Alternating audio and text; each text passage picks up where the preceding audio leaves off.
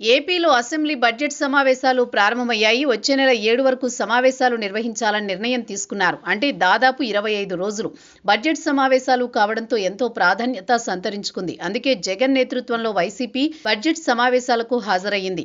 కేవలం 11 నిమిషాలు మాత్రమే ఉండి బయటకు వెళ్లిపోయారు. గవర్నర్ ప్రసంగాన్ని అడ్డుకుని నినాదాలు చేసి వాకౌట్ చేశారు. అయితే వైసీపీ ఎమ్మెల్యేలు అసెంబ్లీ సమావేశాల చివరి వరకు హాజరవుతారని పొలిటికల్ వర్గాల్లో చర్చ నడుస్తోంది. గత కొద్ది రోజులుగా వైఎస్ఆర్ కాంగ్రెస్ పార్టీపై టీడీపీ కూటమి దీనిపైనే విరుచుకుపడుతోంది.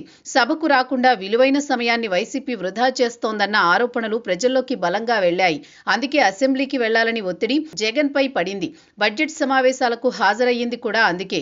అయితే మిగతా 25 రోజులు జగన్ సభకు వస్తారా లేదా అనే బలమైన చర్చ నడుస్తోంది. వైసీపీకి 11 మంది ఎమ్మెల్యేల బలముంది. అందులో జగన్ కి ఒకరు. అయితే సీనియర్ నేత పెద్దిరెడ్డి రామచంద్రారెడ్డి కూడా ఈ ఎన్నికల్లో గెలిచారు. ఆయనతో పాటు సోదరుడు సైతం గెలిచారు. అయితే జగన్ ప్రతిపక్ష నేత హోదా ఇవ్వకపోవడంతో సభకు హాజరు కాబోనని ప్రకటించారు. కానీ అనూహ్యంగా ప్రజల్లోకి సభకు గైర్హాజరవుతుండడంపై వ్యతిరేక ప్రచారం వెళ్లింది.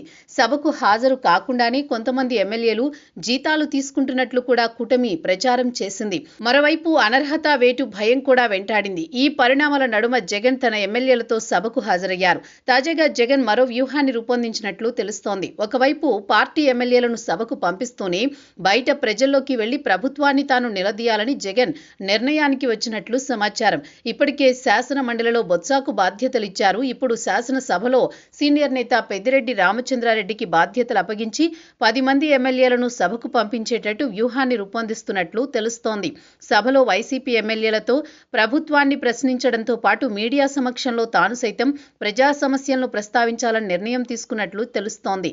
మరి అందులో ఎంత వాస్తవం ఉందో చూడాలి.